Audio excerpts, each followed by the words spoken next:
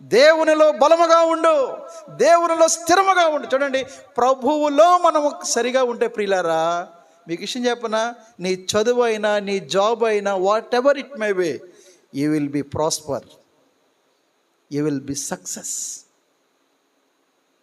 That is God's word. Without మీ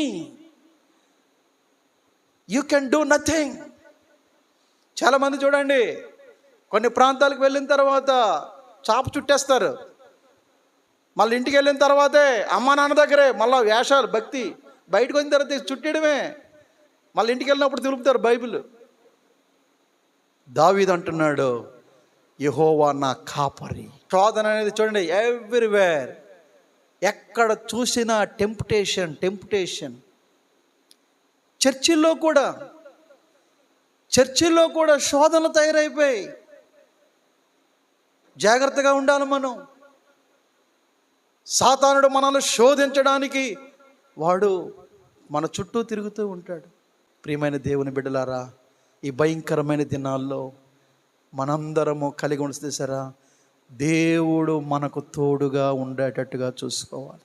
ఆయన సన్నిధి మనం ఎక్కడికి వెళ్ళినా సరే, నేను డైలీ నా ప్రార్థన ఏంటి, lord wear ever I go let your presence come with me, otherwise I don't go. ప్రభువా, నీ సన్నిధి నాతో రాకపోతే నన్ను పంపించుకో, నేను వెళ్ళను. ఎందుకు?